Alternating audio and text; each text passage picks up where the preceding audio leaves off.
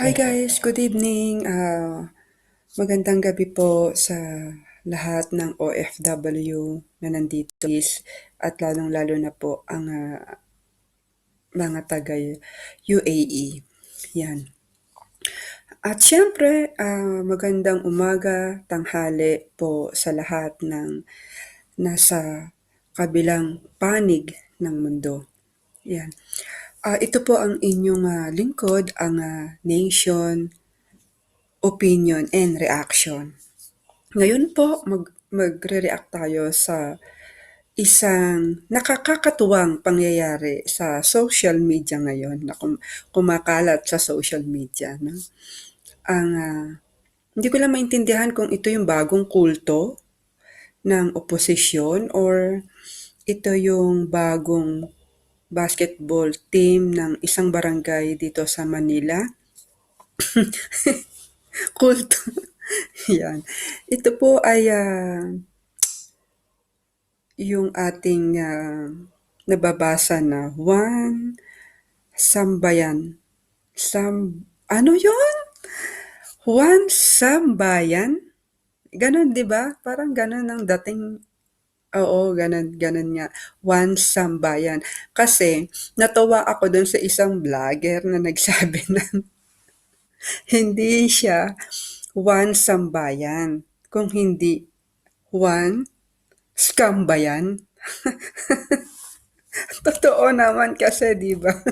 Dahil lahat ng miyembro nun, mga scammer. Mga scammer na mga putragis na opposition na yan. Yun. Yun po yung ating pag-uusapan yan. Actually, itong mga taga-opposition na to, walang kadala-dala. Totoo lang. Yung Tindig Pilipinas nila, totally fluff. 'Di ba? Meron pa silang ano ala Hitler kung sumaludo na ganon, ganon, no? Talagang parang ano yun, yung may movie na ganon, 'di ba? Um, kahit alam mo totoo lang posisyon sana nakikinig ang isa sa inyo or sana napapanood ng isa sa mga opposition to. Maniwala kayo't sa hindi. Mag-isip man kayo't sa hindi. Kahit anong ipalit niyong kulay, kahit anong ipalit ninyong pangalan, iisa pa rin ang tingin sa inyo ng tao. Kayo ay mga dakilang tanga. Yun lang yun. Wala naman din nagbago sa miyembro ninyo. Yun pa rin yun. Yung mga nasa LP, yung mga oposisyon, yun pa rin naman. Kayo rin naman ang nasa one, some scam ba yan? Di ba? Kayo-kayo rin yun. Anong pinagbago? Mga tanga kayo. Nadagdagan lang si Carpio. Di ba? Ang problema, si Carpio ba, may, may credibility sa taong bayan? Wala din naman. Oh, sino maniniwala? Kayo, totoo lang, bagay na bagay nga sa inyo yung yung one scam ba yan? Oh, scammer ng bayan. Totoo lang. Doon kayo magaling mang-scam. Kaya, ewan ko, totoo lang, hindi pa ba kayo nag-iisip? Malapit na ang 2022 election. Sa tingin nyo, may boboto pa sa inyo? Sinimulan na nga ng 'di ba, ng mga nung 2016, halos lahat sa inyo noong lumaban ng senatorial race noon na inodoro. Tapos susundan nyo, okay, strike two, maganda yan. Yan ang kaabang-abang sa eleksyon. May i-strike two na naman kayo. Eh, kasi hindi kayo nag-iisip. Totoo lang, banat kayo ng banat kay Duterte, kay President Duterte. Alam niyo naman yung matanda, ginagawa ang lahat, mapabuti ang kalagayan ng Pilipinas at ng mamamayang Pilipino. Ang problema, kahit kayo na mismo nakikinabang sa mga tulay, sa mga ah, highway na ginawa, hindi pa rin kayo nakokontento, mga animal kayo. Huwag mo sabihin hindi nyo dinadaanan ng mga highway na ginawa ng Duterte administration. Wala kayong nakikita, mga animal kayo. Ang kakapal din kasi ng mukha nyo. O kaya kayo nag-iingay kasi nahihiya kayo, mismo kayo, hiyang-hiya kayo sa sarili nyo dahil nung panahon ninyo, wala kayong ni isang napagawa. Meron, meron pala. Nasaan yung mga missing tulay, yung mga missing highway, yun ang mga napagawa nyo. Yung mga invisible. Diyan kayo magaling sa mga invisible infra. Para kayong mga tanga. Hindi ko maintindihan ang ang opposition kung ano laman ng utak. Totoo lang. Matatapos na termino ni Duterte. 6 na taon na kayong nagpupumilit ipabagsak siya. No? Hindi nyo ba alam kaya na hindi siya mapabagsak-bagsak?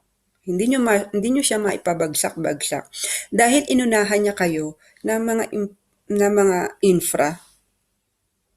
Kasi kung katulad yan ni Noynoy na lahat ng infra hindi niya pinakialaman hindi niya tinapos o hindi niya sinimulan, malamang wala pa siyang 1 taon sa Malacanang naibaba nyo na siya. Mga tanga kayo eh. Totoo lang. Tapos sasabihin nyo yung 3 to 6 months na pinangako niya sa drugs, ano na, nangyari? Tapos na ang ano niya, tapos na ang termino niya. Hello, mga ulaga kayo, hindi niya talaga matatapos ang problema sa droga. Kayo mismong oposisyon ang may hawak ng mga drug lord. Mga ulaga kayo, paano niyo yun makokontrol? Paano niyo yun lalabanan? Mismong kayo mismo, alagad kayo ng mga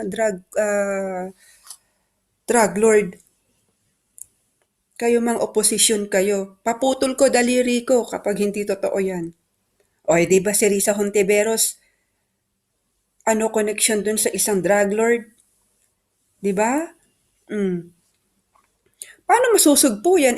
Mismong nasa gobyerno, mismong nasa Senate, mismong nasa Congress. O, sige nga.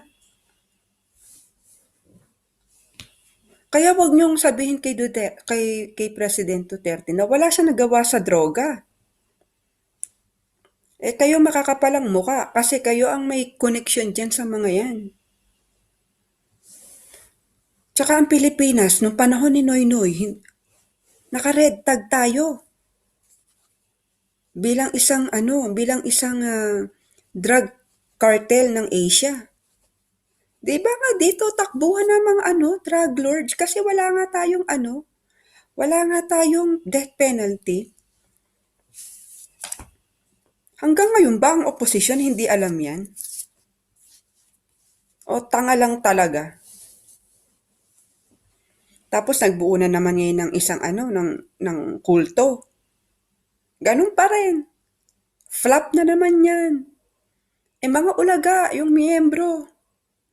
Lang ya. Ang lalakas niya ng loob. Akala siguro nitong mga opposition na to mananalo pa tong mga to. Grabe. Kung lilinisin nyo ang eleksyon, yung totally walang dayaan, baka hindi kayo makakuha ng boto eh. Totoo lang. Kaso, kaya kayo mananalo, dahil sigurado, babayaran nyo ang COMELEC. Di ba, Drilon? Ano ka nga noon? Top 1 senator? Tutulog-tulog, top 1. Grabe.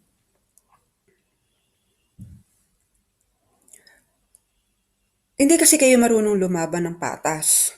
Dahil alam nyo, Kapag hindi kayo nandaya at hindi niyo pinili ang boto ng taong bayan, hindi kayo mananalo.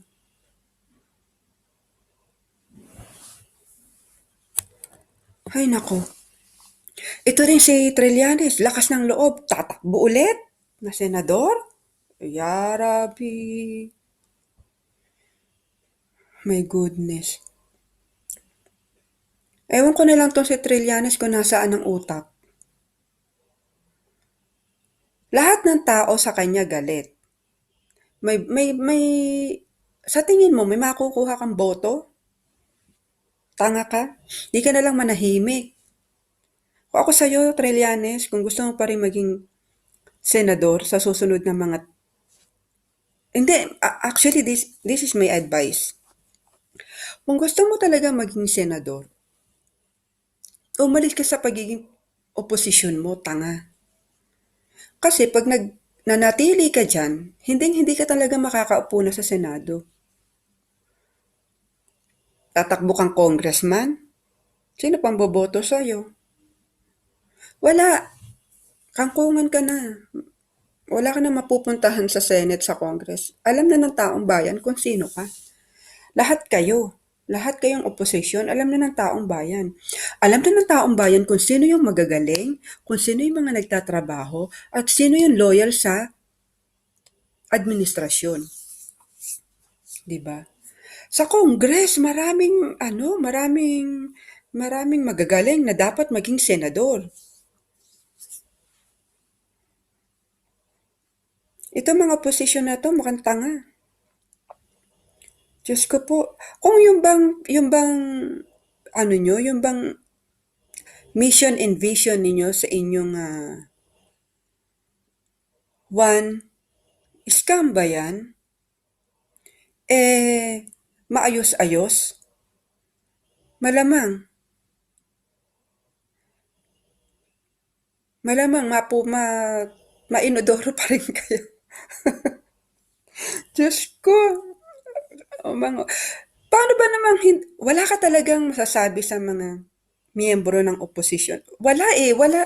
Kahit saan mo tingnan, anggulo, mga patapon. Totoo lang. Si Leni, si Trillanes, Hontiveros, si Bam Aquino magbabalik. Diyos ko, Mio. Si Cosplay, no? Walang sariling identity ang putragis. Kapal din ang muka. Diyos ko po.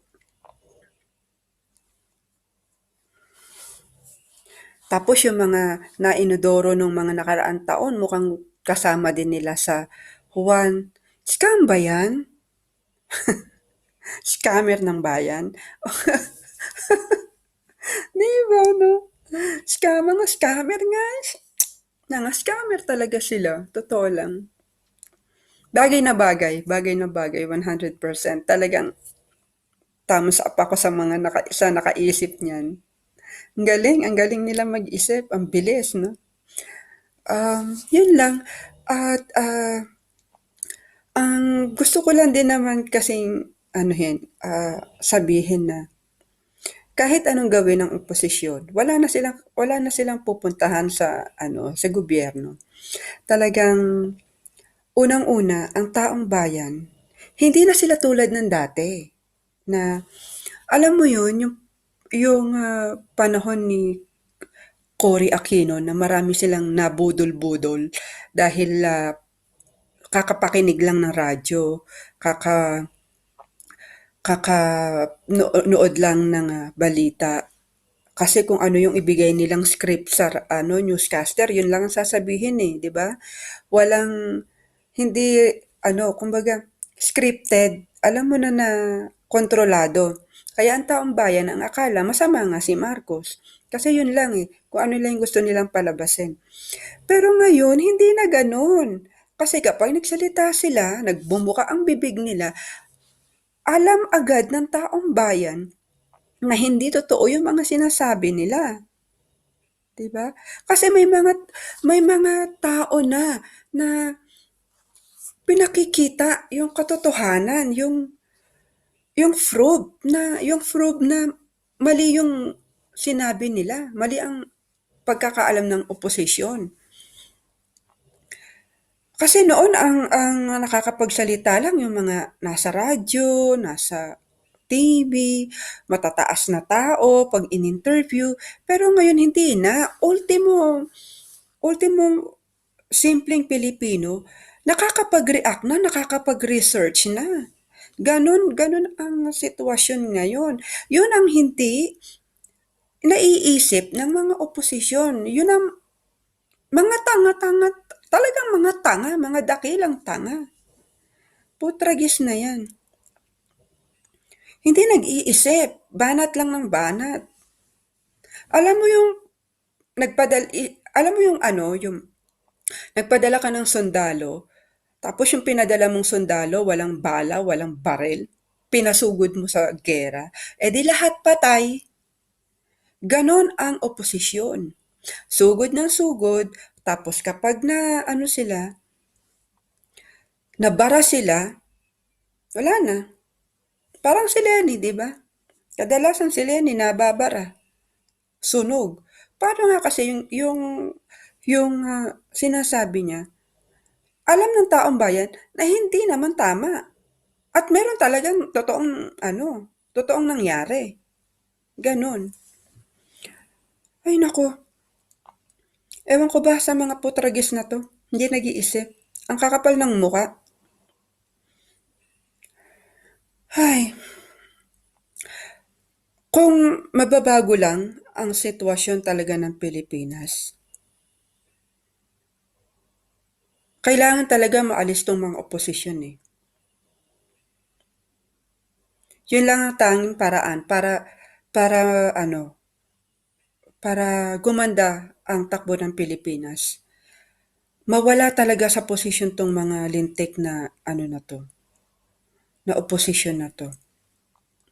Tama na siguro yung interviewin sila, magbigay lang sila ng reaction, pero yung sabihin mo na na uupo sila sa Senado or sa Congress, tapos lahat ng proyekto ng presidente, at aanuhan nila, pipigilan nila. O sige, halimbawa ganito na lang. Paano kung halimbawa si Duterte tapos na ang termino sa 2022, hindi ba? Kung si BBM, kung si Marcos halimbawa ang manalo na presidente, tapos lahat ng nakaupo, karamihan oposisyon. Anong mangyayari kay BBM? Di lahat ng proyekto niya puta nakabitin kasi hindi yan papaboran ng oposisyon dahil ayaw nilang gumanda ulit ang imahe ni Marcos. 'Di ba? Pero sa totoo lang, dasal ko manalo si Marcos eh. Ngayon 2020, gusto ko talaga landslide ang pagkapanalo ni Marcos. Kaya guys, please tulungan natin si Marcos manalo ngayong eleksyon kung tatakbo siyang president. Kasi alam nyo, isa sa mga hinihintay ko na magkaroon ng solusyon is yung malinis ang pangalan ni Marcos dun sa pagkakapatay kay Ninoy Aquino. Kasi alam ko walang kinalaman si Marcos doon.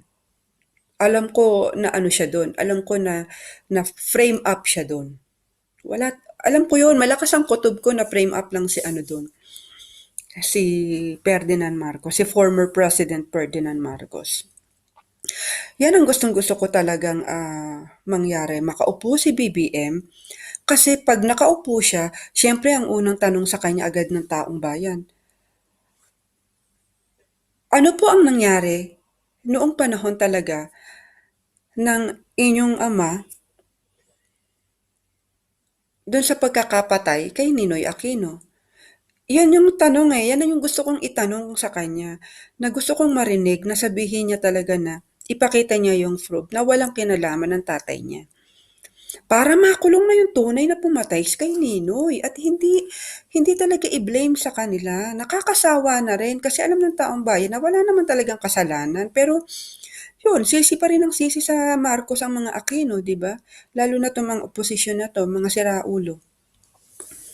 Yan ang isang dahilan kung bakit gustong-gusto ko si Marcos makaupo sa Malacanang. Para itong mga lintik na to, pag umupo si BBM, sigurado ko itong mga oposisyon na to, itong mga LP na to, lulubog to sa lupa. Kahihiyan. Malamang karamihan dyan magmamigrate ng US. Oo, tingnan mo lang. Totoo. Ganyan ang mangyayari dyan. Sana si BBM ang manalo sa 2022. At syempre, para manalo si BBM, kailangan magbantay. Kasi kung hindi, dadayain na naman siya. Diba? Ewan ko ba, bakit itong mga opposition na to, itong mga scammer na to, mga, ay nako,